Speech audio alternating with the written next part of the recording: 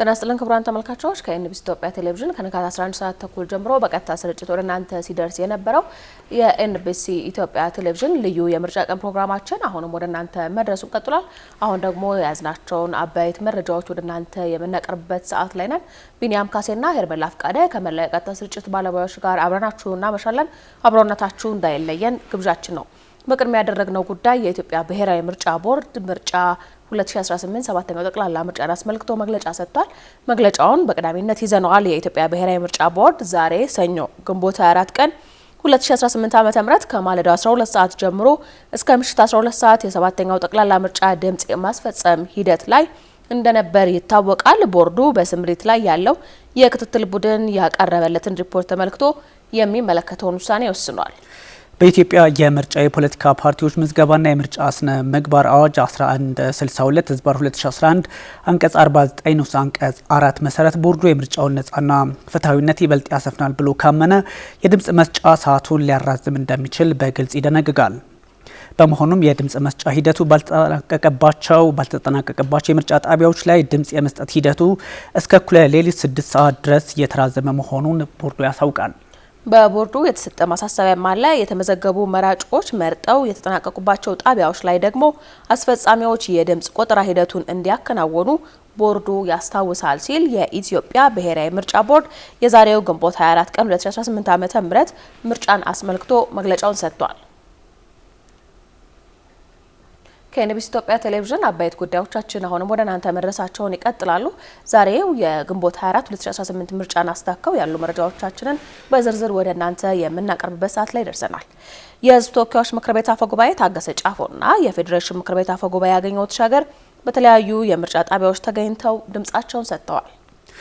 አፈ ጉባኤዎቹ ሂደቱንም ዴሞክራሲያዊ ሲሉ ሰይመውታል። ተከታትለን እንመለስ። በተሳካ ሁኔታ እንዲከናወን ማድረግ የሁላችንም ዜጎች ኃላፊነት ነው። ይሄም ደግሞ ዛሬ እየታየ ይገኛል። ይሄን ሂደት ደግሞ ለማደናቀፍ መሞከር ማለት ይህ ህገ መንግስታዊ መሆን ነው በአንድ በኩል፣ ሁለተኛ ደግሞ አገር ወደፊት እንዳትቀጥል እንዳትሻገር የሚያደርግ እርምጃ ነው። ስለዚህ ይሄ ሁላችንም ኢትዮጵያውያን ዜጎች እንደዛሬው በዚህ አይነት ድባብ ሁላችንም ወጥተን ቆመን አገር የሚያሻግር መንግስትን የሚያጸና ፖሊሲ አማራጮችን መርጠን ደግሞ ውሳኔያችን አሳርፈን በቀጣይ ሀገራችንን ብልጽግና እውን ለማድረግ ሁላችንም የምንረባረብበት መሆን አለበት ብዬ አስባለሁ። ትልቅ ተስፋና እድገት ያለበት ነው ለማለት ነው።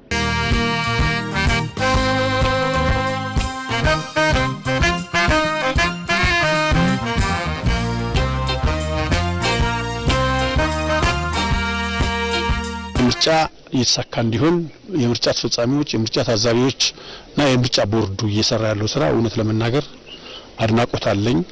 ህብረተሰቡም ከ12 ሰዓት ጀምሮ ወጥቶ ነው ወረፋ ይጠበቃል። እንዳያችሁት ይሄ ምርጫ የዚህ ምርጫ ስኬት ወደፊት ለምናቋቁመው መንግስት የራሱ የሆነ አስተዋጽኦ አለው። ሌጂቲሜት የሆነ ህጋዊ መንግስት ለማቋቋም ማለት ነው። ስለሆነም ህጋዊ መንግስት ሲቋቋም መንግስት ባለፉት 7 ዓመታት ያከናወናቸውን ስራዎች ይበልጥ አሻሽሎ አደራጅቶ ገምግሞ በተለይም በሀገራችን የሚስተዋሉ ችግሮችን ፈትቶ በተለይም በአሁኑ ሰዓት አሉ የሚባሉ የሰላም ችግሮችን፣ የኑሮ ውድነት ችግሮችን፣ ሌሎችንም ችግሮች አቅዶ ይፈታል ብዬ አስባለሁ። በአጠቃላይ ምርጫው በግሌ ደስ ብሎኛል። የኢትዮጵያ ህዝብ ከማንም ተጽዕኖ ነፃ ሆኖ ይሄን ምርጫ በተረጋጋ ሁኔታ ነው ያካሄደ የሚገኘው። በጣም ብዙ ከዚህ ምርጫ በስተጀርባ ብዙ የሚነገሩ ነገሮች አሉ። ህዝቡ ግን ምን እንደሚያደርግ ስለሚያውቅ በጣም አውቋል። ህዝቡ ምን ማድረግ እንዳለበት ነቅቷል። ስለዚህ የተሻለ እንደሆነ ማየት ያለው እኔ ምርጫ ጣቢያ ላይ አሁን ህዝቡ ተሰልፎ ድምጽ እየሰጠ ነው። አፕሪሼት አደርጋለሁ። እናንተም ከሌሊት ጀምራችሁ ምርጫውን ለመታዘብ የምታደርጉትን ጥረት በመላ ሀገራችን ሚዲያዎችን ሳላደንቅ አላልፍም።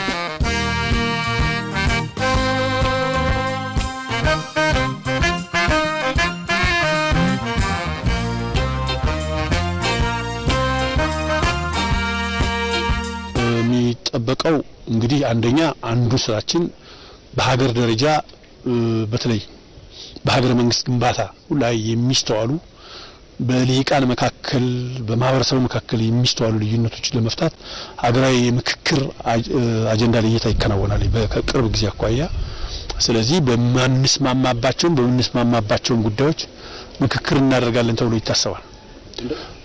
ሁለተኛ በአገራችን የጀመርነውን የኢኮኖሚ ልማት አገራችን ወደፊት ለማሻገር እያከናወን ያለውን ልማት አጠናክሮ መቀጠል ነው። ሶስተኛውና ዋነኛው በህዝብ ውስጥ የሚነሱ መሰረታዊ የህዝብ ጥያቄዎችን መፍታት ነው። የመልካም አስተዳደር፣ የኑሮ ውድነት፣ ሌሎችም ጥያቄዎች በሚገባ የተደራጀ መፍትሄ መስጠት ይጠይቃል ማለት ነው። ስለዚህ ይህን ጥያቄ ደግሞ ተመራጭ የፓርላማ አባላትን የክልል ምክር ቤት አባላትን በቀጣይ በገቡት ቃል መሰረት ይሄን መፈጸም መቻል አለባቸው። አለበለዚያ ከ5 ዓመት በኋላ ህዝብ እኮ ያገኘናል። የገባነውን ቃል መተግበር አለብን ማለት ነው። ስለዚህ ይሄ ነው የሚጠበቀው። በህዝብ የተመረጠ መንግስት ለህዝብ የገባውን ቃል ፈጽሞ መገኘት አለበት። ያ ካልሆነ ህዝብ ይቀጣል። ከ5 ዓመት በኋላ ደግሞ ምርጫ ምረጡን ብለን ስንመጣ የገባነውን ቃል ካልፈጸም በማህበረሰቡ መጠየቃችን አይቀርም ማለት ነው። ስለዚህ ይሄ ነው የሚጠበቀው። እንግዲህ ይሄ ምርጫ እንዳገርም ሞዴል ነው። ይሄ ምርጫ ለአፍሪካ ምሳሌ ነው።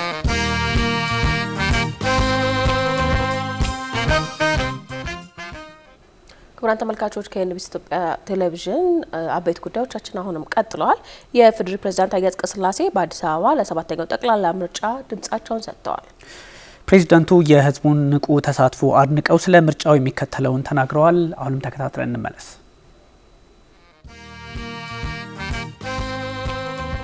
በዓለም አቀፍ ደረጃ ምርጫ መካሄድ ያለበት በዚህ መንገድ ነው ብለው ፕሪስክራይብ ያደርጋሉ።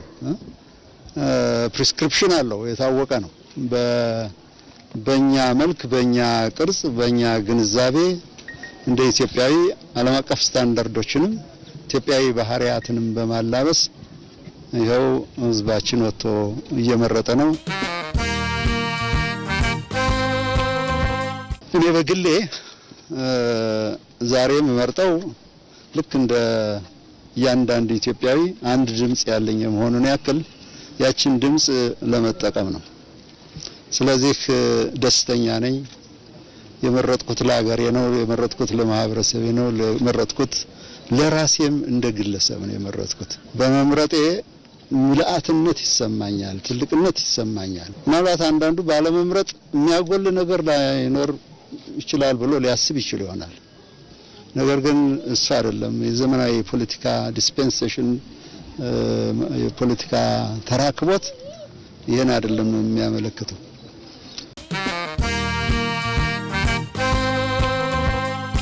ዛሬ የፖለቲካ ፓርቲዎችም ሁሉም ከህዝብ እግር ስር ላይ ናቸው። ይህ ነው እንግዲህ መለመድ ያለበት። የፖለቲካ ስርዓትም ግንባታም በዚህ መልኩ ነው መካሄድ ያለበት ለማለት ይችላል።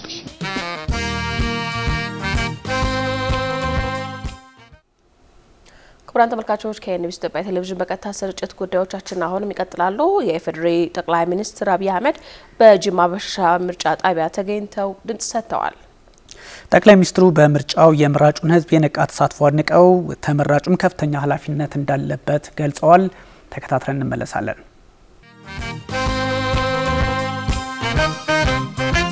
የወጣሁባቸው መንገዶች በሙሉ ከጠዋት ጀምሮ በሰልፍ ህዝቡ ምርጫ እያካሄደ ይገኛል። ይሄ የኢትዮጵያ ህዝብ ሀገረ መንግስቱን ለመገንባት የዲሞክራሲያዊ ስርዓት ኢትዮጵያ ውስጥ ለመገንባት የሚሻውን የሚፈልገውን ለመወሰን መካሪ ገሳጭ እንደማያስፈልገው ያሳየበት እርምጃ ነው። እኔ ዛሬ የሚያሳስበኝ ከመራጩ በላይ ተመራጩ ነው። ይሄ ህዝብ በቁርጠኝነት ሚሻውን ወስኖ በዲሞክራሲያዊ መንገድ ከመረጠ በኋላ የተመረጡ ሰዎች በዚያ ልክ ታምነው እጃቸው ልባቸው ንጹህ ሆነው ደከመን ታከተን ሳይሉ ሰርተው ይሄን ሀገር ታሪክ የመቀየር የዚህን ታላቅ ህዝብ ውለታ የመክፈል ዝግጁነታቸው ምን ያክል ነው? እልህ፣ ቁጣ፣ ክርክር አሸንፋለሁ ሳይሆን ያመንን የታመንን ራሱን የሰጠን ህዝብ እንዴት አገልግለው ህይወቱን ይነካሉ ይቀይራሉ የሚለው ጉዳይ ይበልጥ ያሳስበኛል። ባለፉት 5 ዓመታት ኢትዮጵያ ውስጥ እንደሚቻል ያሳየንበት እንጂ ለውጥ ያመጣንበት ጊዜ አልነበረም። ይቻላል፣ ከመቆሸሽ መላቀቅ፣ ምርታማነትን ማሳደግ፣ ስርዓትን፣ ታዛዥነትን፣ አገልጋይነትን መፍጠር ይቻላል የሚለውን ሙከራ እዚህም እዚያም አሳይተናል። ከሌሎች ሀገሮች ምዘና አንጻር ብዙ ሊያመጻድቅ የሚሹ ስራዎች ተሰርተዋል። ከኛ መሻትና እቅድ አንጻር ግን ገና ነን። ገና ብዙ ስራ አልተሰራም። እዚህም አልተሰራም፣ ሌላም ቦታ አልተሰራም። ጅማሮች አሉ። በሻሻ ላይ ጅማሮ አለ፣ አጋሮ ጅማሮ አለ፣ ጅማ ጅማሮ አለ፣ ወሊሶ ወልቂጤ ጅማሮ አለ፣ አዲስ አበባ ጅማሮ አለ። ይሄ ጅማሮ የእርካታ ገመድ ሸብቦ እንዳይዘና እንዳያስቀረን በጥንቃቄ መመዘን ያስፈልጋል። አለልክም ማጥላላት ተገቢ አይደለም፣ የሚታይ ውጤት ስለሆነ አለልክም ማጋነን አስፈላጊ አይደለም።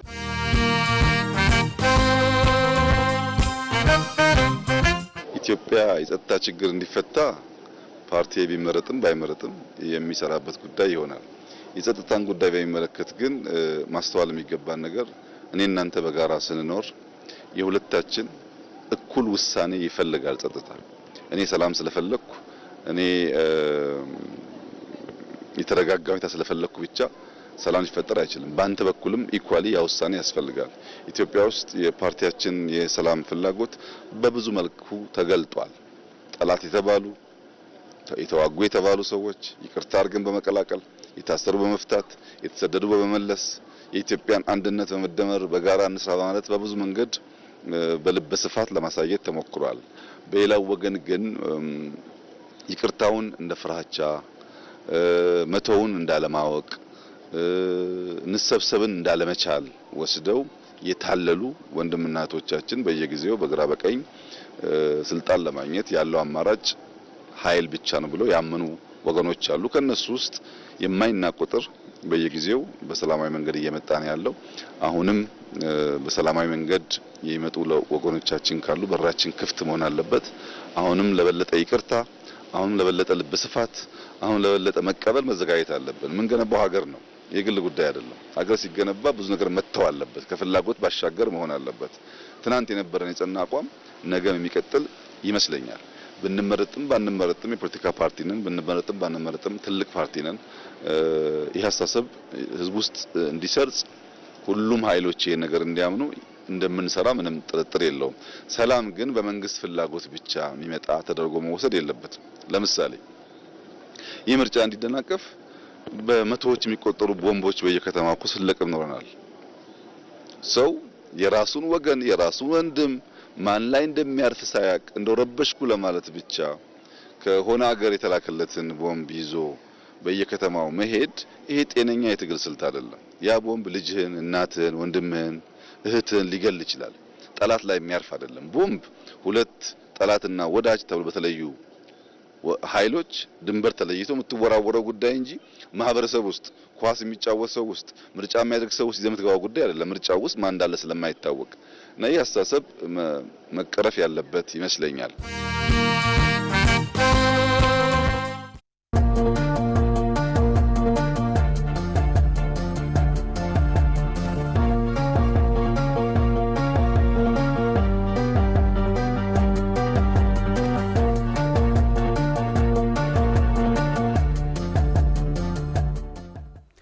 ውድ ተመልካቾቻችን የምርጫ ልዩ ዘገባችን አሁንም ቀጥሏል። የተለያዩ ሀሳቦችን እያጋራን እንደዚሁ መረጃዎችን እያጋራን እንቀጥላለን። የግንቦት 24 ቀን 2018 ዓ.ም እንግዲህ ኢትዮጵያ ትመርጣለች በሚል 7ኛው ጠቅላላ ምርጫ በተለያዩ አካባቢዎች ላይ እየተካሄደ ነው የሚገኘው። በቦሌ ሸገር ምርጫ ክልል 17 ደግሞ ባልደረባችን የሩሳሌም አለሙ በቀጥታ መስመራችን ገብታ ከዛው ከስፍራው ያለው ሁኔታ ምን ይመስላል የሚለው ልታስቀየር ነው። የሩስ እንደምንለሻል በቀጥታ ትችያለሽ።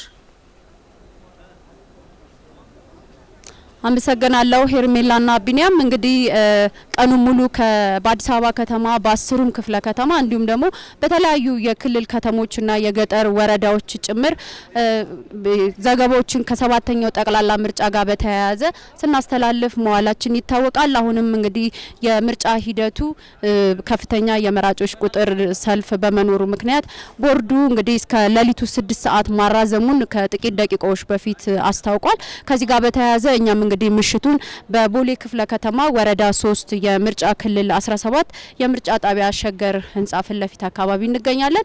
እንግዲህ በምርጫ ጣቢያ ውስጥ ሌሎች የምርጫ አስፈጻሚዎችን የሚያስተባብር ኃላፊ አጠገባችን ይዘናል። እንግዲህ ገና ወርቅ ሞላ ይባላል። የምርጫ ጣቢያው ኃላፊ ነው። እንግዲህ ቀኑን ሙሉ የነበረውን የምርጫ ሂደትና እንዲሁም ደግሞ ምሽቱን የምርጫ ሂደቱ መራዘሙን አስመልክቶ የመራጮች ሂደት ምን እንደሚመስል ያስቃኘናል። አብራችሁን ቆዩ። አመሰግናለሁ አቶ ገና ወርቅ። እኔም አመሰግናለሁ። የመራጩ ቀኑ ሙሉ የነበረው ስሜት ምን ይመስላል? ኦኬ እኛም 10 ተኩል ነው የገባ ነው። 10 ተኩል ገባን። ከዛ የተለያዩ ፓርቲዎች የመጡ እጩ ወክሎች አሉ። ከሲቪክ ማብራትም የመጡ ሰዎች 11 ሰዓት ላይ በጊዜ ተገኝተዋል። እኛም 10 ተኩል በጊዜ ገብተን እቃዎቹን አሰናድተን ከምርጫ ክልል የመጡ ቁሳቁሶች መሟላታቸውን ቼክ አድርገን ልክ 12 ሰዓት ላይ ምርጫውን አስጀምረናል። ከዛ በፊትም ከ12 ሰዓት በፊት ኦልሞስት ወደ 11 ሰዓት ከ45 ወይም 11 ሰዓት ተኩል አካባቢ ላይ ህዝቡ በነቂስ ወጥቶ ሰልፉን ይዞ ድምጽ ለመስጠት ሲጠባበቅ ነበረ። ምርጫ ጣቢያስ በጊዜ ማለዳ በተባለው ቦርዱ ባስቀመጠው የጊዜ ሰሌዳ መሰረት ተከፍቷል ወይ? በትክክል አዎ፣ ምርጫ ጣቢያው 12:00 ነው የጀመረው። ያው ቅድም እንደነገርኩሽ እኛም ሁላችንም የምርጫ አስፈጻሚዎች በጊዜ ገብተን ሁሉም ነገር ስላሰናዳን ምርጫ ቦርዱም ደግሞ ያስቀመጠው የሰዓት ገደብ አለ። ስለዚህ 12 ሰዓት ላይ ሌሊቱ ማለዳ 12 ሰዓት ላይ ምርጫ ይጀምራል፣ ምሽት 12 ሰዓት ይጠናቀቃል። ስለዚህ እኛም በሌሊት ተገኝተን ምርጫውን አስጀምረናል ማለት ነው። መልካም እንግዲህ የኢትዮጵያ ብሔራዊ ምርጫ ቦርድ ምሽቱን እንግዲህ ከ12 ሰዓት በኋላ ከፍተኛ የመራጮች ቁጥር በተለያዩ ክፍለ ከተሞችና እንዲሁም ደግሞ በክልሎች ላይም እየታየ መሆኑን በመገንዘብ በአዋጁ በቦርዱ አዋጅ በሚፈቅድለት መሰረት እስከ ሌሊቱ 6 ሰዓት ማራዘሙን አስታውቋል። ከዚህ ጋር ተያይዞ የመራጮች ስሜት ምን ይመስላል? እውነት ለመናገር መራጮች ላይ ያው እናንተም እንደምታዩት ፌሻል ኤክስፕሬሽናቸውን ማየት ይቻላል። መራጩ ምንም ቦዘል ያደረገበት ነገር የለም።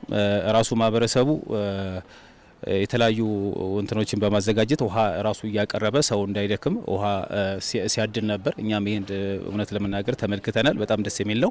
መራጩ ምንም ድካም አልተሰማም። ይኸው አሁንም እንደምታዩት በዚህ በድንኳን ውስጥ ተሰልፎ ምርጫ የድምጽ ሂደቱን ወይም ድምጽ ለመስጠት አሁን ራሱ 2 ሰዓት ከምናምን ነው አይ ቲንክ። ስለዚህ በዚህ ሰዓት ራሱ እዚህ ተገኝተው ድምጽ ለመስጠት ተዘጋጅተዋል። ምንም ድካም አይታይባቸውም። ደስተኞች ናቸው። ህዝቡም ደግሞ በነቂስ ወጥቶ ነው ድምጽ እየሰጠ ያለው። መልካም የእናንተስ የስራ አስፈጻሚው ወይም ደግሞ የምርጫ ቦርድ ያሰማራችሁ የምርጫ አስፈጻሚዎች የስራ ሁኔታ እንቅስቃሴ አጠቃላይ እንደው ምን ይመስላል? እውነት ለመናገር ስራው በጣም አድካሚ ነው። ቅድም እንዳልኩሽ ከማለዳው 12 ሰዓት ነው የጀመርነው። ሁላችንም 6 አባላት አሉን። ስለዚህ እያንዳንዳችን ለምሳሌ ጣቢያ ኃላፊ ነኝ። ስለዚህ እኔም ጓደኞቼ ኦፊሰሮቼ ሲደክሙ እያገዝኳቸው እየተተካካን አንዱ ሲያርፍ አንዱ እያደረግን እስካሁን አለን እና ስራው አድካሚ ነው። ጥሩ ነው። በጥሩ ሁኔታ እየተካሄደ ነው። ዛሬ እንግዲህ ያው በጣም ዋጋ የሚከፈልበትም ቀን ስለሆነ የሚከፈለውን ሁሉ ዋጋ ከፍለን እስከ ምሽቱ 6 ሰዓት ድረስ ምርጫ ቦርድ ያው ማራዘሙ ይታወቃል። ከ12 ሰዓት ነው ማብቂያ የሚታወቀው። ነገር ግን መራጭ ህዝብ በብዛት ተሰልፎ ስላለ ሰዓት ገደብ አራዝሟል እስከ 6 ሰዓት ድረስ። ስለዚህ እኛም እስከ 6 ሰዓት ምንም ሳንደክም ህዝቡም ሳይሰለች ድምጽ እንዲሰጥ የራሳችንን አስተዋጽኦ እናደርጋለን። መልካም አቶ ገና ወርቅ ለሰጡኝ መረጃ በጣም አድርጌ አመሰግናለሁ። መልካም የስራ እሺ፣ እኔም አመሰግናለሁ። ተመልካቾቻችን እንግዲህ የምንገኝበት በቦሌ ክፍለ ከተማ ወረዳ 3 ምርጫ ክልል 17 ምርጫ ጣቢያ ሸገር ህንጻ ፊት ለፊት አካባቢ ነው። እንግዲህ እንደሰማችሁት በዚህ አካባቢ በዚህ ምርጫ ጣቢያ ከፍተኛ የሆነ መራጮች ቁጥር አለ። ሁሉም እንግዲህ ኢንቢሲም እንደተመለከተው ከሆነ ከፍተኛ የሆነ ሁሉ በመራጮቹ ዘንድ እንዲሁም ደግሞ በሰልፈኞቹ ማለት ነው ከፍተኛ የሆነ የመምረጥ ተስፋ ሳይቆርጡ የመጠበቅና እንዲሁም ደግሞ የተራዘመው ሰዓትም ደግሞ እንዳስደሰታቸው ለኢንቢሲ ያነጋገራቸው መራጮች ገልጸውልናል ማለት ነው። እንግዲህ ሌሎች አካባቢዎችንም እየተዘዋወረን የተለያዩ መረጃዎችን ወደ እናንተ ማድረሳችንን እንቀጥላለን። ሄርሜላና ቢኒያም ለጊዜው የነበረን ቆይታ ይህን ይመስላል። አመሰግናለሁ። ኢየሩስን በጣም እናመሰግናለን። እንግዲህ የተለያዩ ሀሳቦችን አሁንም እያጋራን እንቀጥላለን። ምክትል ጠቅላይ ሚኒስትር ተመስገን ጥሩነህ በባህር ዳር ድምጻቸውን ሰጥተዋል። ምክትል ጠቅላይ ሚኒስትሩ በዚህ ወቅት የዲሞክራሲ ግንባታ መሰረት መሆኑን ምርጫ ደግሞ ገልጸዋል። የምክትል ጠቅላይ ሚኒስትሩ መልእክት ተከታትለን እንመለስ።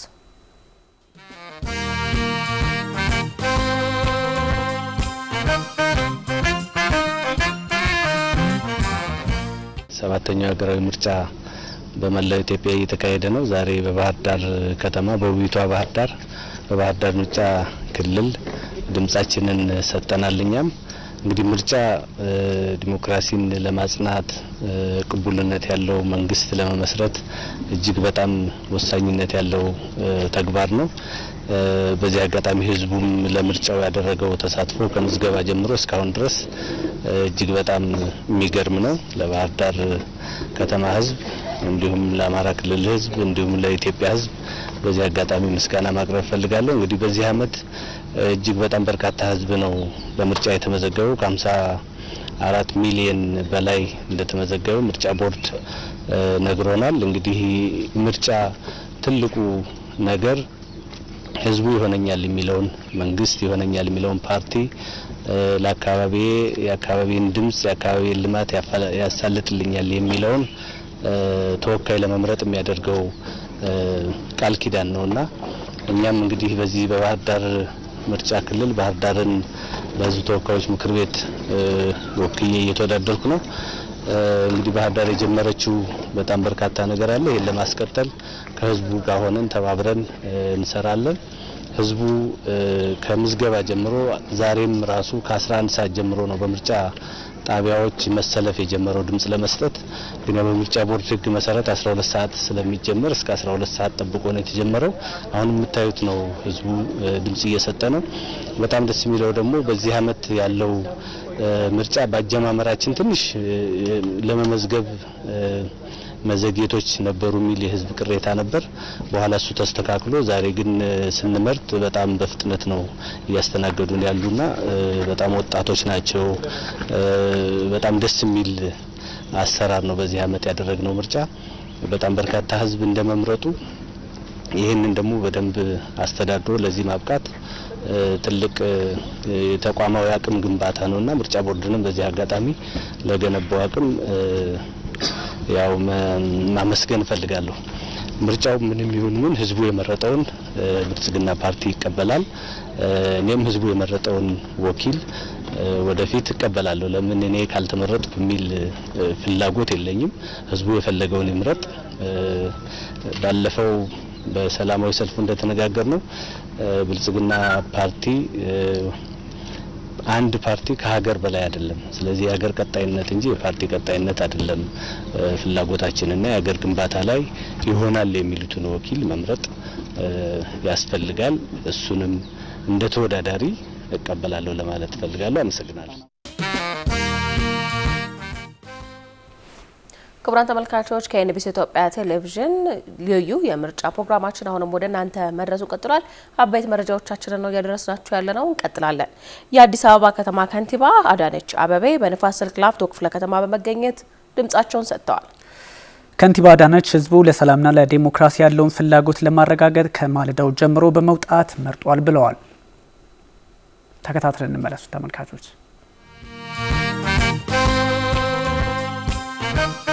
በቅድሚያ ሁላችንንም እንኳን ለሰባተኛው ዙር የኢትዮጵያ ሀገራዊ ምርጫ ደረሰን ማለት ወዳለሁኝ። የምርጫ ሂደቱን ሁላችንም እንዳየነው እንደተመለከትነው እናንተም እየዘገባችሁ እንዳላችሁት በጣም ዲሞክራሲያዊ፣ ነጻ፣ ፍትሃዊ በሆነ ሁኔታ በግልጽነት እየተካሄደ ነው ያለው። በግልጽነት ሚዲያዎች እየዘገቡ ነው። ህዝቡ ተሰልፎ የምርጫ ጣቢያ ከመከፈቱ በፊት በማለዳ ተነስቶ መብቱን በተግባር እየዋለ ነው።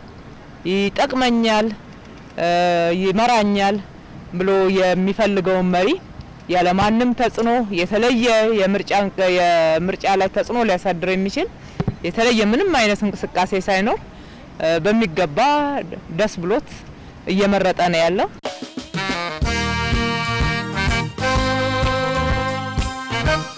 ይሄ አሁን በዚህኛ በምንገኝበት የምርጫ ጣቢያ ብቻ ሳይሆን በሁሉም አካባቢ እየተካሄደ ያለ አዲስ አበባ በሁሉም ምርጫ ጣቢያዎች ላይ እንደ መንግስት ባለን ክትትል በጥሩ ሁኔታ የምርጫው ሂደት እየሄደ ነው ያለው። ህዝቡ መብቱን እየተጠቀመ ነው ያለው።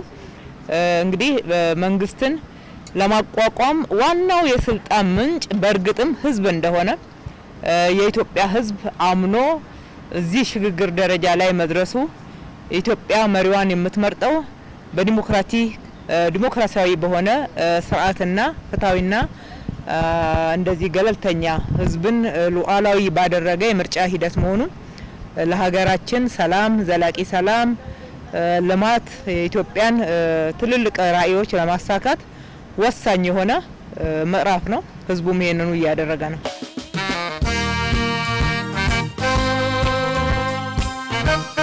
ህዝቡ ምርጫ ላይ መሳተፍ መብት ነው።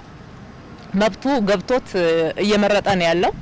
አሁንም ይሄንን መብት ህዝቡ በተሟላ ሁኔታ መጠቀም መቻል አለበት። የመረጠው መሪ ነው ሊመራው የሚገባው። የስልጣን ምንጭ መሆኑንም ከልቡ አምኖ ከሱ ድምጽ ውጪ ማንም ወደ ስልጣን መምጣት እንደሌለበት በኢትዮጵያ ውስጥ ስልጣን መገኘት ያለበት የስልጣን ምንጭ መሆን ያለበት የህዝብ ድምጽ ነው። ህዝባችን አሁንም ይሄንን መብቱን በተሟላ ሁኔታ በየትኛውም አይነት ሁኔታ ቢመሽ ድምጹን ሳይሰጥ አንዳንድ ሁኔታዎች ቢያጋጥሙ ዘናብ ቢሆን ፀሐይ ቢሆን በትግስት በጽናት ሌሊት ወጥቶ እየመረጠ እንዳለው እስከ መጨረሻው ድረስ በዚሁ በሰላማዊ ሂደት በተግባራዊነት እንዲፈጽመው ተግባራዊም እንዲያደርገው ማለት ወዳለሁኝ።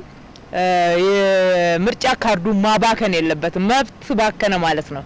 የምርጫ ካርድ ማባከን መብት ባከነ ማለት ነው። ነገ እንደፈለገው በሙሉ መብት መጠየቅ የሚችለው ልማቴን፣ መብቴን፣ ሰላሜን አስከብርልኝ፣ 1 2 3 4 ጥያቄ መልስልኝ፣ ይሄ እኮ የኔ ምርጫ ድምጽ ነው እዚህ ወንበር ላይ ያስቀመጠህ ብሎ በሙሉ መብት መጠየቅ የሚያስችለውን ዛሬ ውሳኔውን ያሳርፍ ዘንድ ማስታወስ እወዳለሁኝ። ቀጥለናል። ውድ ተመልካቾቻችን የኦሮሚያና አማራ ክልል ርዕሳነ መስተዳድሮች በየምርጫ ጣቢያቸው ተገኝተው ድምጽ ሰጥተዋል። ርዕሳነ መስተዳድር ሽመልስ አብዲሳና ርዕሰ መስተዳድር አረጋ ከበደ የህዝቡን ንቁ ተሳትፎ አድንቀዋል። የርዕሳነ መስተዳድሮቹን መልእክት ደግሞ ተከታትለን እንመለስ።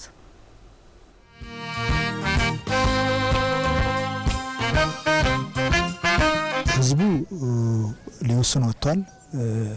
በየቦታው ሌሊት ወጥቶ ተሰልፎ ድምጹን እየሰጠን ያለው ይሄንን የድምጽ ሂደት እያንዳንዳችን መቀበል ይጠበቅብናል።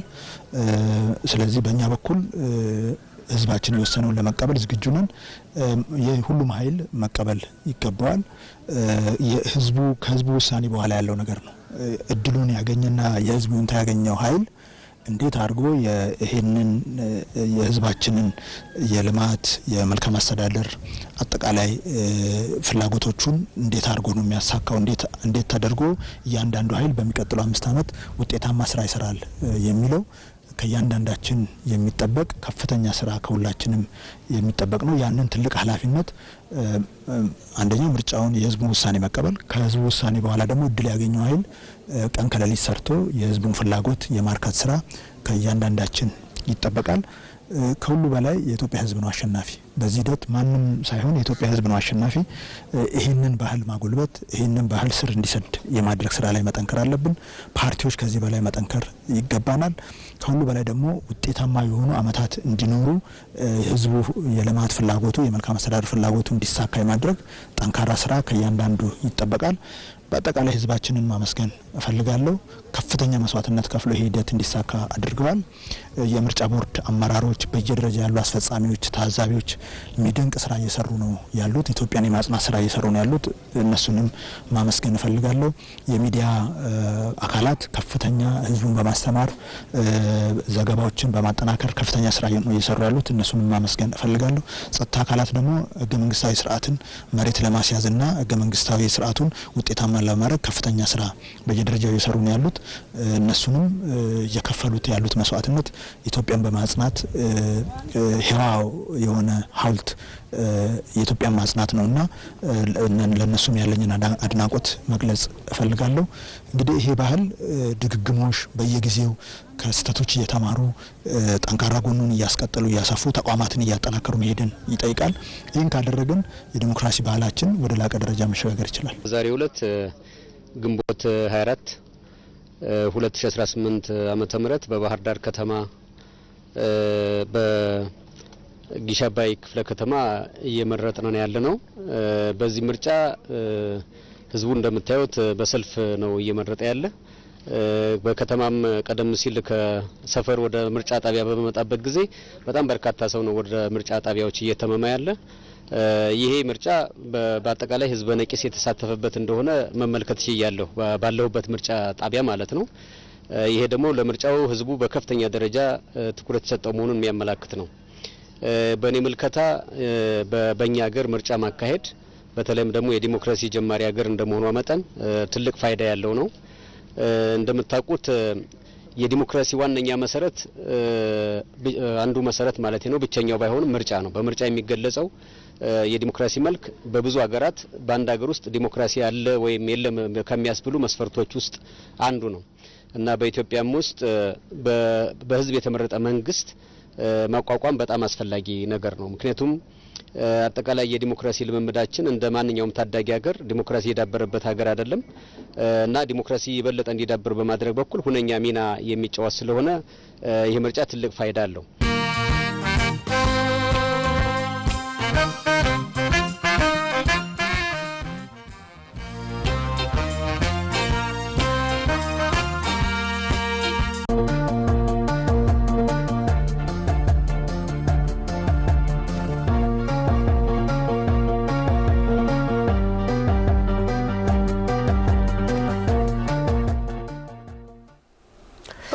ሰልፍ ላይ የነበረው ድምጽ ሰጪ ድምጽ ሰጥቶ እስከሚጠናቀቅ ድረስ ድምጽ የመስጠት ሂደቱ እንደሚቀጥል የኢትዮጵያ ብሔራዊ ምርጫ ቦርድ ማስታወቁን ቀደም ብለን ማስታወሳችን ይታወሳል።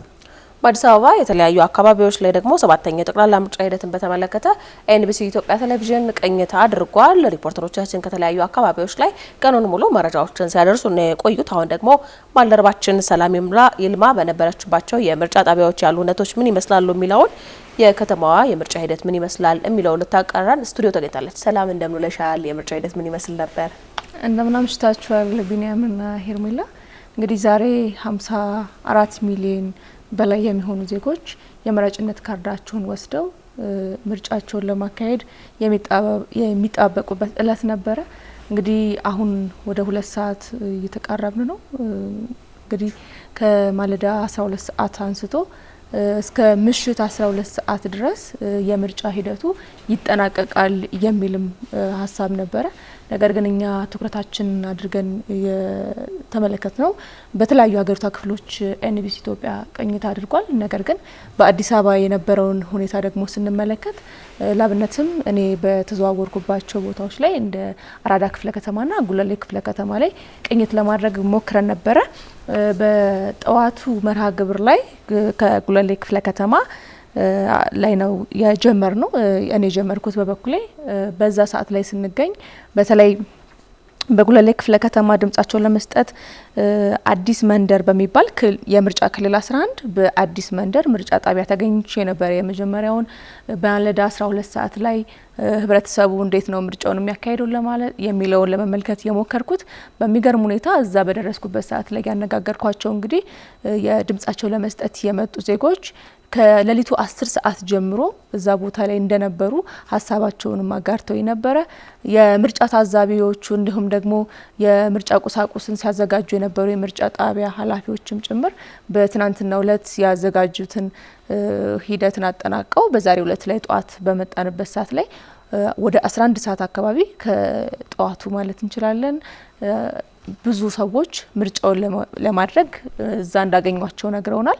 ስለዚህ ማህበረሰቡ በከፍተኛ ሁኔታ ምርጫውን ለማድረግ ከፍተኛ ፍላጎት እንደነበረው የጉለሌ ክፍለ ከተማ ላይ በአዲስ መንደር የምርጫ ጣቢያ በነበረን ሂደት መመልከት ችለናል።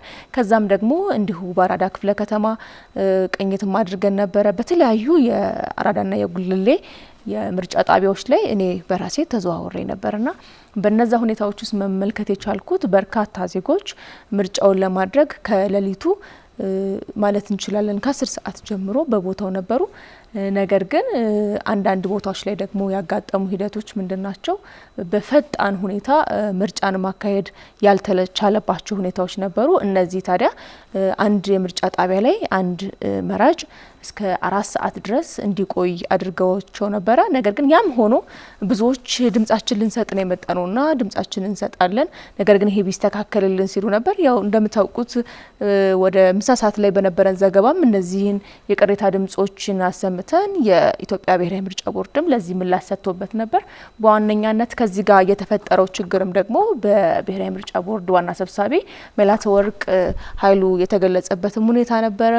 ችግሩ በዋነኛነት በበይነ መረብና እንዲሁ ደግሞ በኦንላይን የመራጭነት ካርዳቸውን የወሰዱ ዜጎች አሉ። ስለዚህ በማኑዋል የተወሰደው የመራጭነት ካርድ ሲሰጣቸው ገጽ ስማቸው ያለበት ገጽ አብሮ እየተጻፈ ይሰጣቸው ነበር። ነገር ግን በኦንላይን የወሰደው ማህበረሰብ ግን የሚያገኘው የምርጫ ካርዱን ወዲያው ስለማያገኝ በሌላ ቀንም ሄዶ ስለሆነ እንትን የሚለው በኦንላይን ስለሚያወጣ እጁ ላይ የመራጭ ቁጥሩ የገጽ ቁጥሩ ስሙ ያለበትን ገጽ ማግኘት አይችልም ነበር። ስለዚህ እዛ ጋር የተፈጠረው ስማቸውን ለማግኘት መቸገር ስለነበረ ገጹ ደግሞ የትኛው ገጽ ላይ ነው ያሉት የሚለው ማወቅ ስላልተቻለ ነው። ስለዚህ ከሰዓት በነበረን ቅኝት ታዲያ እሳቸውም ፈጣን ምላሽ ይሰጥበታል፣ ይህ ሁኔታ ይስተካከላል፣ የማራዘም ሁኔታም ይኖር ከሆነ ደግሞ የሚል ሀሳብ ነበር። ያው ቅድም እንዳልነው በድጋሚ ምሽት 12 ሰዓት ላይ መራጮች ከዛ የምርጫ ሂደታቸውን ሳያጠናቅቁ ምርጫው እንደማይቋረጥ ተገልጿል። እስካሁን ድረስም ደግሞ የተባለ ነገር የለም። ስለዚህ ለመምረጥ የወጣው ማህበረሰብ ሳይመርጥ እንዳይገባ ለማድረግ ያንን ሂደት ተከትሏል። ግን ከሰዓት በነበረን ቅኝት ታዲያ አንዳንድ ቦታዎች ላይ በተለይ ወደ አራዳ ክፍለ ከተማ አካባቢ ላይ ትንሽ ማህበረሰቡ ረጃጅም ሰልፎችን የመመልከት ሁኔታ ታዝብ ያለው። እንዲሁ ግን ጉለሌ ክፍለ ከተማ ላይ ዳግም በወጣንበት ሰዓት ላይ የምርጫ ጣቢያዎቹ ላይ የመራጮቹ ቁጥር አነስተኛም በመሆናቸው ብዙ ቦታዎች ላይ 80% በሚባል ደረጃ መራጮች የተመዘገቡ ሰዎች ምርጫቸውን አከናውነው ባዶ የሆኑ ቦታዎችን አግኝተን ነበር። ምንም ለመምረጥ የሚመጣም ሰው አልነበረም። አሁን 12 ሰዓት አካባቢ ላይ በነበረኝ ቅኝት ማለት ነው። ሆኖም እንደ አራዳ ክፍለ ከተማ አንዳንድ ጣቢያዎች ላይ በተለይ በአፍንጮ በር ጤና ጣቢያ አሁን ደግሞ 12 ሰዓት አካባቢ ላይ አድርጌ ነበር በአራዳ ክፍለ ከተማ። በዛ በነበረን ቅኝት ላይ አሁንም ማለትም ከአንድ ሰዓት ገደማ በፊት ሰዎች ምርጫ ለማድረግ ተሰልፈው እንደነበር አይተናል። ስለዚህ የኢትዮጵያ ብሔራዊ ምርጫ ቦርድ ያስተላለፈው የመራዘም ሁኔታ ማራዘሙ ታዲያ ትክክል መሆኑን የሚያሳይ ነው። ምክንያቱም በርካቶች ድምጻቸውን ለመስጠት በየጎዳናው አሁንም ስለነበሩ ማለት ነው። ስለዚህ ሂደቱ ይህንን ይመስል ነበረ። በተለያዩ ቦታ ቅኝት አድርገናል። እኛ ግን በአዲስ አበባ የነበረንን ሁኔታ ስንመለከተው ጥሩ የሚባል ማህበረሰቡ ለነገ ይሆነኛል የሚለውን መንግስትም ለመምረጥ በራሱ ድምጹን በድምጹ ለመወሰን የሚያደርገውን ሂደት መመልከት ችለን ነበረ። እንደምታውቁት 52,000 በላይ የምርጫ ጣቢያዎች እንደ ሀገር አሉ። በአዲስ አበባ ደግሞ 1800 አካባቢ የሚደርሱ ምርጫ ጣቢያዎች አሉ። ስለዚህ ጥሩ የሚባል ቆይታ ነበረን። እኛም በትንሹ የታዘብኩት ይሄንን ይመስል ነበረ። መልካም ቆይታ ይሆንላችሁ። ጥሩ ጊዜ እንዳሳለፍሽ እኛም ተስፋ እናደርጋለን። ከተለያዩ ቦታዎች እናንተ መረጃ ስታደርሱን ነበር። እዚህ ስቱዲዮ ተገኝተሽ ደግሞ ላደረስሽ መረጃ ከልብ እናመሰግናለን። እሺ፣ መልካም ምሽት ይሁንላችሁ። ክቡራን ተመልካቾች ከኤንቢሲ ኢትዮጵያ ቴሌቪዥን አሁንም ምርጫ ነክ ጉዳዮቻችን ወደ እናንተ መድረሳቸውን የሚቀጥሉ ነው የሚሆነው። 7ኛው ጠቅላላ ምርጫ ዜጎች ለቀጣይ 5 ዓመት ያስተዳድረኛል ያሉትን አካል በነቂስ ወጥተው ድምጻቸውን በመስጠት የተሳተፉበት መሆኑን በአዲስ አበባ የተለያዩ ምርጫ ጣቢያዎች ድምጻቸውን የሰጡ ዜጎች ለኤንቢሲ ኢትዮጵያ ቴሌቪዥን ተናግረዋል። ባልደረባችን ሰላማዊት ወልደ ገሪማ በአዲስ አበባ ከተማ ልደታ፣ ንፋስ ስልክ፣ ላፍቶና ኮልፌ ቀራኒዮ ክፍለ ከተሞች ተዘዋውራ በምርጫው የተሳተፉ ዜጎችን አነጋግራ ተከታዩን ዘገባ አሰናድታልናለች።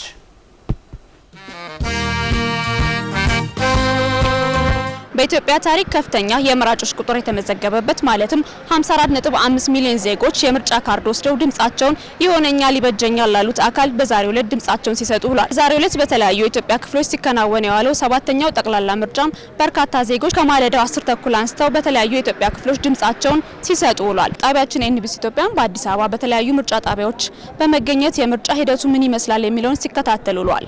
እውነት እኔ እንግዲህ ያው ለምርጫው ተሳትፎና ልዩ ትኩረት በመስጠት በ11 ሰዓት ተኩል እዚህ ደረስኩት።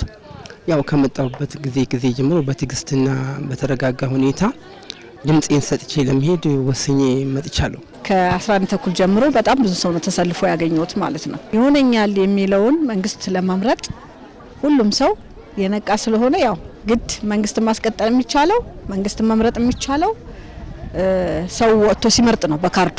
ለ12:05 ጉዳይ እዚህ ደርሻለሁኝ። ተራ በማስጠበቅ ቅድሚያ ለሚሰጠው ቅድሚያ በመስጠት ጥሩ መስተንግዶ እያየን ነበረ።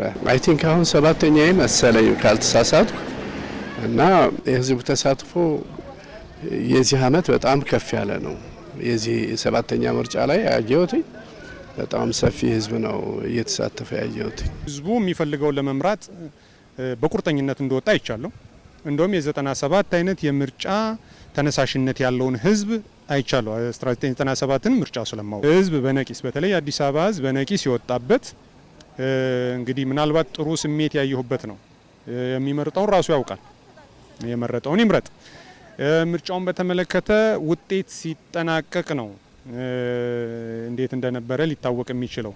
አካል ጉዳተኞች የተስተናገዱበት፣ ነፍሰ ጡሮች የተስተናገዱበት፣ አረጋውያን የተስተናገዱበትና እመጫቶች የተስተናገዱበት አግባብ የቦርዱ ሰራተኞች እነዚህም በልዩነት ስላስተናገዱ ይህንን ከምስጋና ጋር ለቦርዱም ለኢትዮጵያ ህዝብ መግለጽ እፈልጋለሁ።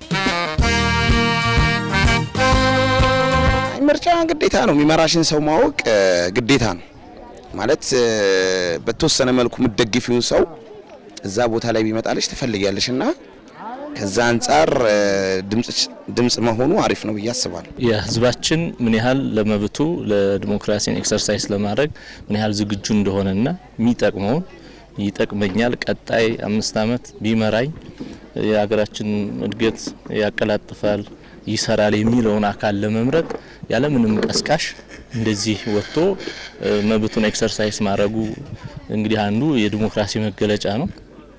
የመንግስትም ለመመስረት ህዝቡ በድምጹ መወሰን እንደሚችል ተረድቷል። እንዲያውም እኔ አጋጣሚ ውጭ ሀገር ነው የነበርኩት። እዛ የነበርኩት የሁለተኛ ዜጋ ነገር ስሜት በጣም ነው እንትን የሚሰማኝና ሀገር ላይ ሆነ ስትሰራት ለመስራትም ለመኖርም ያው መብትህን ግዴታን ስታሟላ ነው መብትህን የምትጠይቀውና በእኔ በኩል በጣም ደስ ብሎኛል። ጥሩ ነው። ሀገር ላይ ሆነ እንደዚህ ደስ ይለኛል። ያው ለመግለጹ ትንሽ ቃላቶችም ስለማያጥሩኝ ለሚቀጥለው ከዚህ በተሻለ እንትን እንዲሆን ተስፋ አደርጋለሁ። ምርጫ ማለት ያው ይወክለኛል ብዬ የምለውን ለህብረተሰብ ይጠቅማል የምለውን ፓርቲ ወይም ተመራጭ ተወዳዳሪ ለመምረጥ ትልቅ እድል ነው።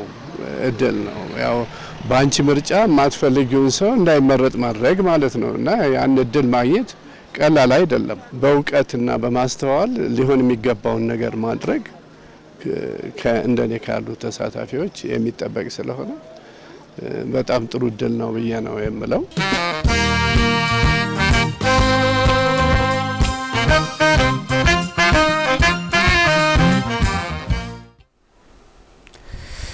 በአረጋውያን ጽናት በእናቶች ሀገር ፍቅርና በወጣቶች የባለቤትነት ስሜት የደመቀው 7ኛው ሀገራዊ ጠቅላላ ምርጫ በአዲስ አበባ ከተማ አዲስ ከተማ ሲደረግ ውሏል።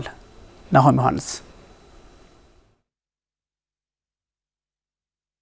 የማለዳው ቅዝቃዜ ሳይበገራቸው የእድሜ መግፋት የሚያመጣው አካላዊ ድካም ሳይገደባቸው በሌሊት 11 ሰዓት ላይ በምርጫ ጣቢያ የተገኙት አዛውንት ፈድሎ ጣሃ በምርጫው ጣቢያ የካሜራ ትኩረታችንን የወሰዱ ባለታሪካችን ናቸው። እሳቸው እንደሚሉት የዘንድሮ የምርጫ አደረጃጀት ካለፉት ዓመታት እጅግ የተሻለና ያለምንም መጉላላት ድምጽን በሰላም ለመስጠት የሚያስችል ሆኖ አግኝተውታል። 11 ሰዓት ላይ መጣው የምርጫ ሁኔታ በጣም ጸጥታው ቆንጆ ነው። አስተላለፉ ምርጫ ከድሮ የተለየ ነው። እንደውም ዘንድሮ የሰው ብዛት ጫጫታ ምን ሰልፍ ነበር፣ አሁን ሰልፍ የለም። ይኸው ቦታ ስለተደረገ በጣም ቀሏል። ግን ድሮ እንደዚህ ሰልፍ ነበር ወይ ማታ ነበር የምንገባ። ግን አሁን ዘንድሮ ይኸው በጠዋት እየገባን ነው ተስተካክሎልን የእድሜ ባለጠጋው ፈድሎ ለሀገራቸው ካላቸው ፍቅር የተነሳ በሌሊት ተነስተው ድምጻቸውን ሲሰጡ በዚያ ወረፋ ውስጥ ደግሞ ሌላ የጽናት ተምሳሌት የሆነች እናትን እንመለከታለን። እድሜዋ 22 ዓመት የሆነው ወጣት እናት ምርትነሽ አበራ የማለዳውን ብርድ ተቋቁማ ሕፃን ልጇን በጀርባዋ አዝላ ምርጫ ጣቢያ በመገኘት የዜግነት ኃላፊነቷን በመወጣት ለነገው ትውልድ የራሷን አሻራ አሳርፋለች። 2 ሰዓት መጣው እግዚአብሔር ይስጣቸው አስቀደሙኝ ለሀገር የመምረጥ ስላልብ ምርጫው ጥሩ ነው። በእድሜው ባለጸጋ አባት ጽናትና በወጣት እናቷ የሀገር ፍቅር የሚመራው የምርጫ መስመር ለመጀመሪያ ጊዜ ድምጻቸውን የሚሰጡ አዳዲስ ወጣቶችንም አስተናግዷል። ለመጀመሪያ ጊዜ የዜግነት መብቱን ለመጠቀም የምርጫ ወረቀቱን በእጁ የያዘውና ጣቱ በቀለም የተከደነው ወጣት የራሱን ቀጥተኛ ውሳኔ በማሳረፍ የተሰማውን የባለቤትነት ስሜት በኩራት እየገለጸ ወጣቱ በፖለቲካ የነቃ ተሳትፎ እንዲያደርግ ይመክራል። መስተንግዶ ጥሩ ነው። ምን መግባላት ምናምን ብዙም አላየውም። ለነገ የሚሆን እጩና ፓርቲ ምናምን መርጫለሁ ብዬ አስባለሁ። በኔ እድሜ ያሉ ሰዎች እንዲመርጡ እመክራለሁ። በጣም አክቲቭሊ እንዲሳተፍ ቁጭ እንዳይል በንቁ ሁኔታ እንዲሳተፍ እመክራለሁ። የሶስት ትውልዶች በአንድ ምርጫ ጣቢያ መገናኘት የዲሞክራሲ ባህል ግንባታ ከትውልድ ወደ ትውልድ እየተሸጋገረ ለመምጣቱ ትልቅ ማሳያ ነው። የእድሜ ባለጸጋው ፈድሉ ወጣቱ ሕግና ስርዓቱን አክብሮ ሀገሩን እንዲጠብቅ አደራ ሲሎ እናት ምርትነሽ ደግሞ የዘላቂ ሰላምና እድገት ተስፋ በምርጫ ማግስት እውን እንዲሆንላት ልባዊ ምኞቷን ትገልጻለች። እግዚአብሔር ይመስገን ምርጫው ጥሩ ነው። እግዚአብሔር ደግሞ እንዳላማው አድርጎ የሰላም የፍቅር ያርግልን። ወጣቱ ክንደኛው በስነ ስርዓት መንግስት የሚለው የበላይ አካል የሚለው ጠብቆ አገሩ መምራት አገሩ መጠበቅ ዝግጁ መሆን አለበት። ክቡራን ተመልካቾች ከኤንቢሲ ኢትዮጵያ ቴሌቪዥን የተለያዩ መረጃዎችን ወደ እናንተ ምናደርስበት ፕሮግራማችን አሁንም እንደቀጠለ ነው። የምርጫ ሂደቱ ሰላማዊና ዲሞክራሲያዊ በሆነ መልኩ መካሄዱን የየካ አባዶ አካባቢ ምርጫ ታዛቢዎች ገለጹ። ከማለዳው 12 ሰዓት ጀምሮ ሲካሄድ የቆየው የምርጫ ሂደት መራዘሙን ተከትሎ በተለያዩ የምርጫ ጣቢያዎች ላይ ድምጽ የመስጠት ሂደቱ አሁንም እንደቀጠለ ነው። የአብስራ ብርሃኑ ያዘጋጀችልናል።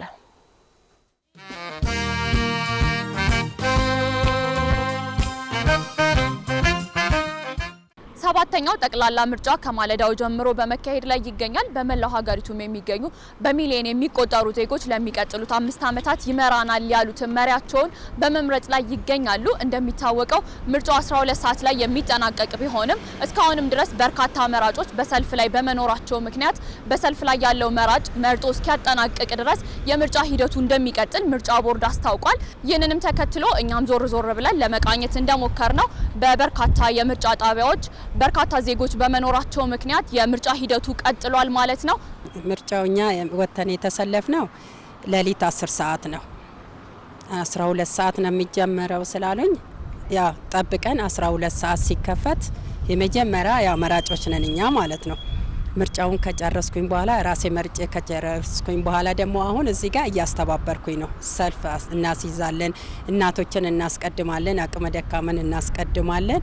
ያው በስርዓት መምረጥ ያለብኝን የሚሆነኝን ፓርቲ በስርዓት ያው ከዚህ በፊትም ያው ማንም መምረጥ እንዳለብኝ አስቤው ስለነበረ በስነ ስርዓት ገብቼ መርጫለሁ። መምረጥ ያለብኝን ሰው ማለት ነው። ይሆነኛል፣ አገርን ያሻግራል፣ የተሻለ ለውጥ ያመጣል፣ ከዛሬ ነገ ለውጥ እናያለን ብለን ይሆናል ብለን ያሰምነውን መርጠናል።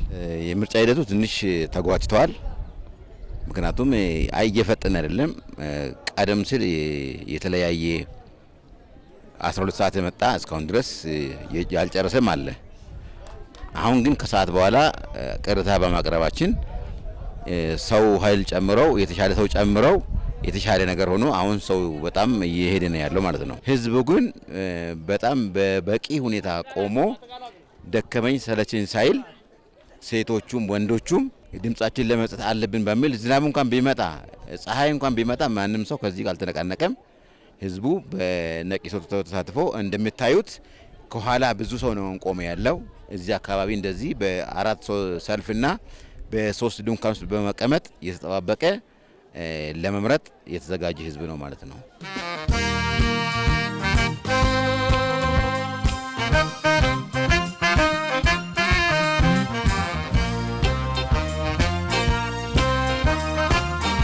ከማለዳው 12 ሰዓት ጀምሮ ሲካሄድ የቆየው ሰባተኛው ጠቅላላ ምርጫ ፍጹም ሰላማዊና ዲሞክራሲያዊ በሆነ መንገድ መካሄዱን በየካ አባዶ አካባቢ ያገኘናቸው የምርጫ ታዛቢዎች ነግረውናል ማለት ነው። ጠዋት ላይ በርካታ ሰዎችና ረጃጅም ሰልፎች ይስተዋሉ የነበረ ቢሆንም ከሰዓት ላይ ይህ ችግር መቀረፉንም አስረድተዋል። ከመጀመሪያው አሁን ከጠዋትም ከሰዓት በኋላ ፍጥነታችንን ጨምረው መዝገብ ላይ ብዙ ወደ ኋላ ሄዶ የሰዎችን ስም መፈለግ ሪኮንሳይን እያደረጉ ስማቸው ማውጣት ረጅም ጊዜ ወሰደ።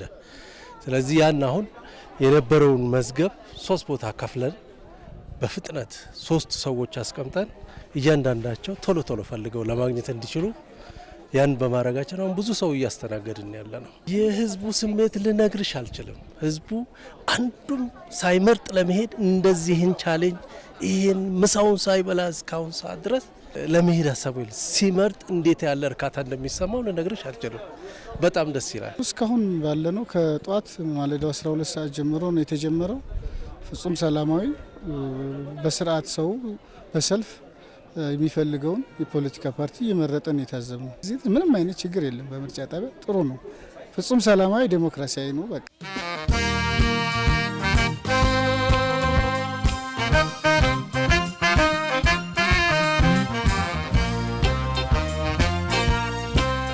ምርጫ ማለት ለኔ ማንነት ነው።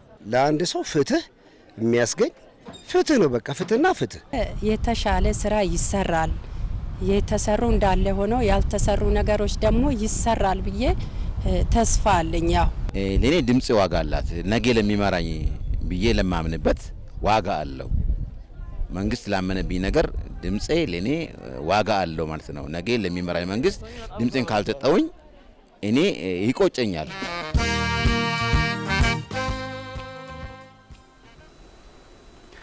ቀጥለናል። ውድ ተመልካቾቻችን አሁንም ምርጫ ነክ የሆኑ መረጃዎችን ማጋራታችንን እንቀጥላለን። የተለያዩ የተፎካካሪ ፓርቲ አባላትና አመራሮች በዛሬው ዕለት ድምጽ ሲሰጡ ውለዋል። ከነዚህ መካከል የኢትዮጵያ ዜጎች ለማህበራዊ ፍትህ ኢዜማና የኦጋዴን ብሔራዊ ነጻነት ግንባር ይገኙበታል። የምርጫ ሂደቱ መልካም በሚባል ሁኔታ ሲካሄድ መቆየቱን የገለጹት የፖለቲካ ፓርቲዎቹ ውጤቱንም በጸጋ ለመቀበል ዝግጁ መሆናቸውን አሳውቀዋል። መልእክታቸውን ተከታትለን እንመለስ። የምርጫ ሂደቱ እንደምታውቁት እንግዲህ ሂደቱ አጠቃላይ ከተጀመረ ከቅድመ ምርጫ ጀምሮ 1-4 ወር አካባቢ ሆኖታል። የቅስቀሳ ሂደቶችን ስናደርግ ነው የቆየ ነው። በእነዛ ሂደቶች የተለያዩ ችግሮች ቢያጋጥሙንም እነሱን ሶልቭ እያደረግን በሂደቱ ቆይተናል። ዛሬም በየቦታ ያሉ ኢዜማውያን ወጥተው እየመረጡ ነው ያሉት። ታዛቢዎቻችን በየቦታው አሰማርተናል።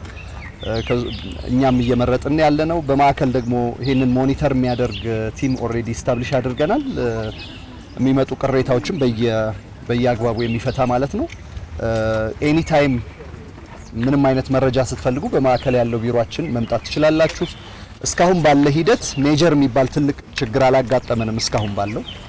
ከዚህ በኋላ ያሉትን ደግሞ እያንዳንዳቸው ሞኒተር እያደረግን ነው የምንሄደው እንደየምርጫ ክልሎቹ ማለት ነው። በየምርጫ ክልሎቹ ሁኔታ የተለያየ ስለሆነ በሱ መልኩ ሞኒተር እያደረግን ነው የምንሄደው። እሱን ኢንፎርም እያደረግናችሁ የምንቀጥል ይሆናል ማለት ነው። የምርጫ ጣቢያዎች በጧት በመከፈት ረገድ 12 ሰዓት ላይ እንደተከፈቱ አረጋግጠናል። ነገር ግን አንዳንድ የምርጫ ጣቢያዎች ላይ የተለያዩ ችግሮች ነበሩ። እሱን ከምርጫ ቦርድ ጋር በመነጋገር እየፈታን ነው የሄድ ነው። ያልተፈቱም ካሉ ከምርጫ ቦርድ ጋር በመነጋገር ከአስተባባሪዎች ጋር በመነጋገር እየፈታን የምንሄድበት ሂደት ነው ያዘጋጀን። በእኛ በኩል እያንዳንዱ ምርጫ ጣቢያ እና እያንዳንዱ ታዛቢ በማዕከል ሪፖርት የሚያደርግበት ሲስተም አዘጋጅተናል። የትኛውም የኢትዮጵያ ኮርነር ላይ ምንም አይነት ችግር ቢፈጠር ምርጫን የተመለከተ ቀጥታ ኢንፎርሜሽን ይደርሰናል። እሱን በሚመለከት እሱን ለምርጫ ቦርድ ኮሙኒኬት አድርገን ሶሉሽን መፍትሄ የሚሰጥበት መንገድ እንፈልጋለን ማለት ነው። በጣም ማይነር ኢሹዎች ናቸው እስካሁን የምርጫ ቁሳቁስ የመምረጫ ካርድ ያልደረሰባቸው ነበሩ። አንዳንዶቹ ላይ የቦታ መለያየት ነበር። እጣ ካወጣንበት ቦታ የተለየ ነበረ። እስካሁን ማስታውሰው አንድ ቦታ ደግሞ የኢዜማ እጩዎች እዚህ አካባቢ ነዋሪ አይደሉም በሚል ሊወዳደሩ አይገባም የሚል የብልጽግና ታዛቢዎች ያቀረቡት ነበር። እሱን ሁሉ ፈተናል። አሁን እጃችን ላይ ያለ አሁን ምለው ቅሬታ የለንም። እስካሁን ሂደቱ ዴሞክራሲያዊ እስከሆነ ድረስ አሁን በተጀመረበት አግባብ እስከተጠናቀቀ ድረስ በኢዜማ በኩል ውጤቱን መቀበል አማራጭ ያለው ነገር አይደለም። በምርጫ ውድድር ውስጥ ነው የገባ ነው። ማሸነፍ መሸነፍ ያለ ነገር ነው። የምንጠብቀው ነገር ነው። ውጤቱ ምንም ይሁን ምን ሂደቱ ትክክል እስከሆነ ድረስ የምንቀበለው ነው የሚሆነው። بسم الله الرحمن الرحيم وأنا والريالة حامد أحمد በዚህ በኤረር ወረዳ ኦብነግን በመወከል እየተወዳደርኩ ሲሆን ያለው ሁኔታ እጅግ የሚያስደስት ነው። ምርጫው ሰላማዊ፣ ፍትሃዊና ዲሞክራሲያዊ በሆነ ሁኔታ እየተካሄደ ይገኛል። በዚህ መልኩ ህጉና ስርዓቱን ጠብቆ ምርጫው በሰላማዊ መንገድ በነጻነት እንዲካሄድ ላደረገው መንግስት ምስጋና አለኝ። እንደተመለከታችሁት እጩ ተወዳዳሪዎችም ይሁን ህዝቡ በነጻነት ምርጫውን እያካሄደ ነው ያለው። ውጤቱ ህዝቡን የሚያስደስት በሀቅ ላይ የተመሰረተ ይሆናል ብዬ አምናለሁ።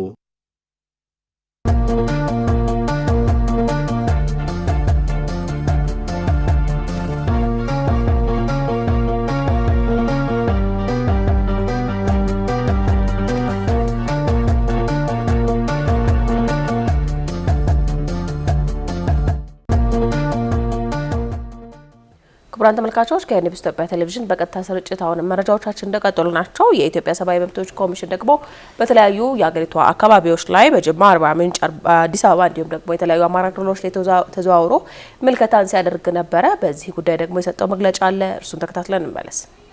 እንግዲህ ያለንበት ክፍል አሁን የሚታዩት የሁኔታዎች መከታተያ ወይም ሲቹዌሽን ሩም ይባላል።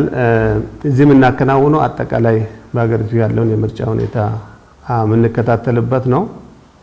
መከታተል ሲባል በሁሉም ክልሎች ላይ የላክናቸው ቲሞች አሉ። ይህ ክፍል በስክሪኑ ላይ እንደምታዩት ሁሉንም ክልሎች ያካትታል። ከሁሉም ክልሎች የሚመጣው መረጃ በኤሌክትሮኒክስ የምንቀበለው ከዚህ ነው። በየቦታው የላክናቸው በተደጋጋሚ እንደነገርነው በመጀመሪያው ዙር የሲቹዌሽን ሩም ፕሪ ኤሌክሽን ላይ ያለቀ አልነበረም። አሁን ግን ለምርጫ ቀኑ ደርሶልናል።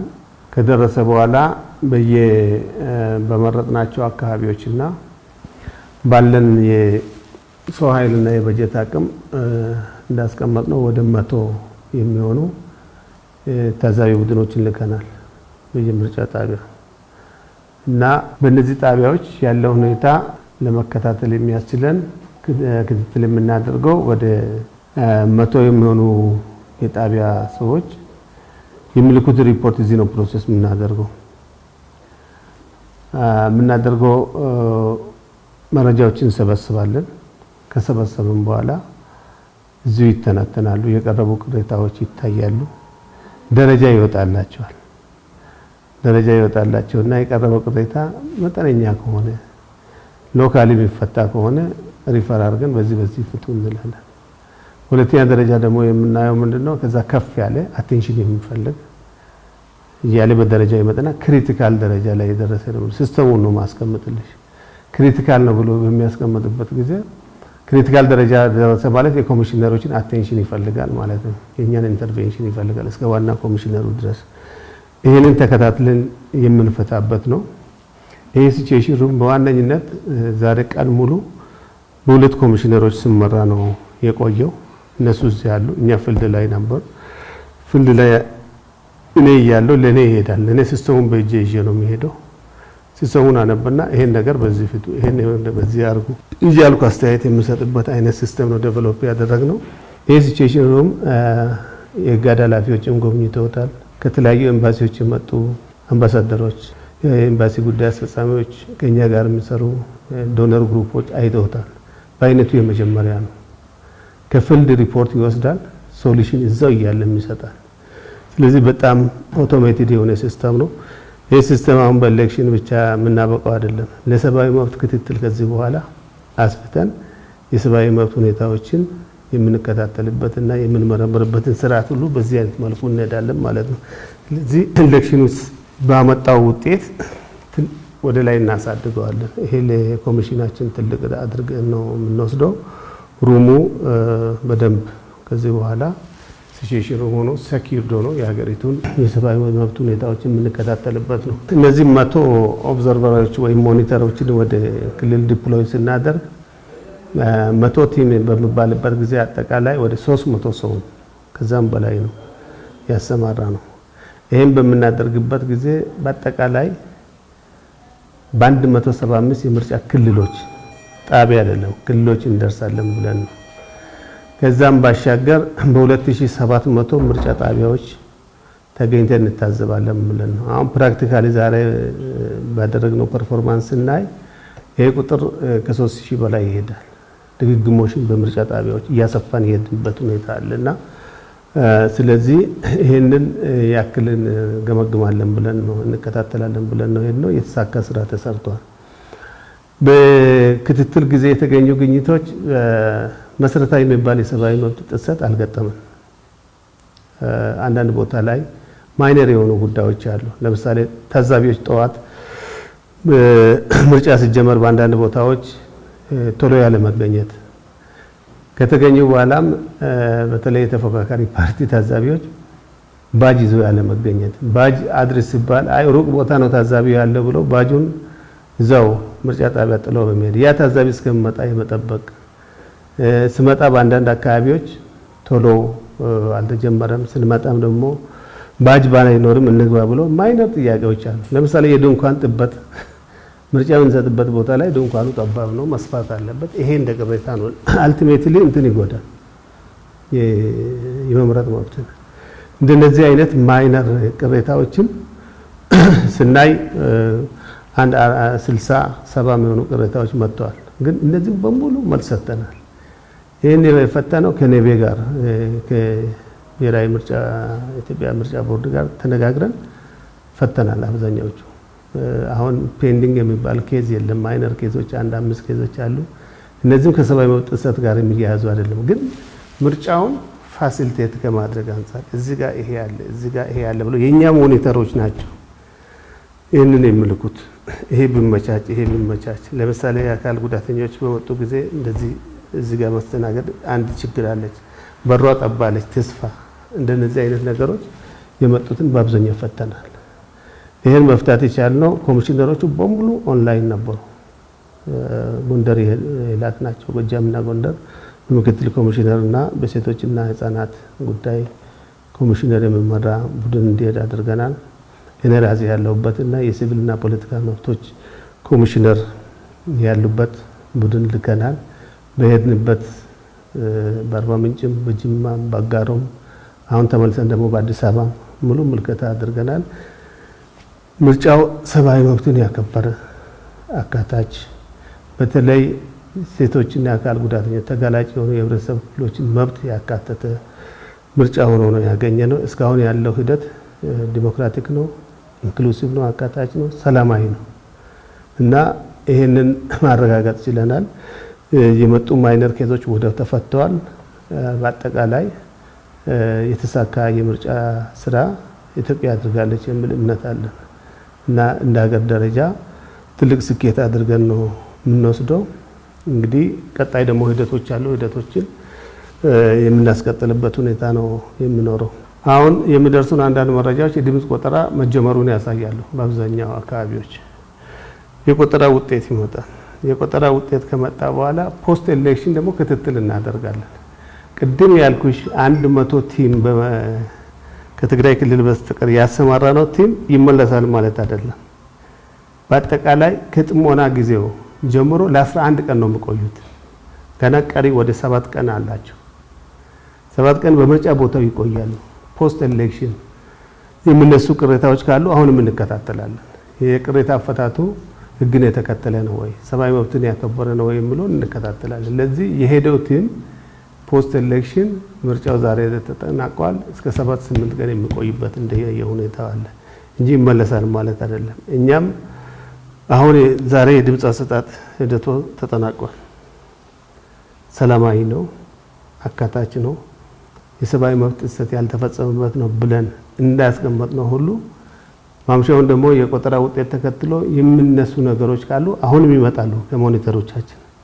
እነዚህን ይዘን ደግሞ እንከታተላለን። ፖስት ኤሌክሽን ቅሬታም ካለ የቅሬታ አፈታቱ ለዚህ እንዲሆን ኮሚሽኑ ሰፋፊ ስራዎችን ሰርቷል። ለምሳሌ የምርጫ ክርክር ችሎት ዳኞችን አሰልጥነናል። ራሳችን ወጪ ተዘጋጅቷል። ክርክሮች ከተነሱ እንዴት ይዳኛሉ የሚለው ፎርቹኔትሊ ዛሬ ወደ ፍርድ ቤት የተመራ ኬዝ የለም። የተሳካ ምርጫ የምንለውም ከዚህ አንግል ነው አንዱ። ፖስት ኤሌክሽን ዳኝነት ስርዓቱ እንዴት ኬዞች ከመጡ ሃንድል ያደርጋል። ሲቪክ ማህበረሰቡን አሰልጥነናል።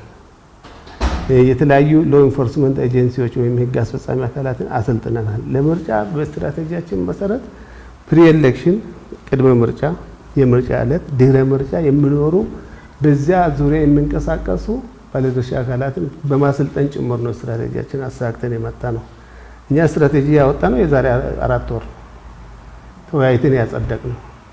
በዚህ አመት የምንሰራው አንዱ ቁልፍ ስራ የምርጫ ስራ ነው ብለን ታርጌቶችን አስቀምጠን እንደ አንድ ብሔራዊ የሰብአዊ መብት ተቋም የሀገሪቱን ምርጫ የመከታተል የመታዘብ መጨረሻም አካሄዱ ምን እንደሚመስል አረጋግጠን መግለጫ የማውጣት ልምዱም አሰራሩም ስላለን ህግም ስለሚፈቅድልን ለዚህ የሚሆን ስትራቴጂ አውጥተን በአግባቡ ስንንቀሳቀስ ነው የቆየ ነው። ዛሬ የምርጫ ዕለቱ የተሳካ ስራ ሰርተናል። በተቻለን መጠን ሁሉም ኮሚሽነሮች ተረባርበን ቪዚት የምናደርጋቸው ቦታዎችን ቪዚት አድርገን አሁን ወደ ሲቹዌሽን ሩም ተመልሰናል።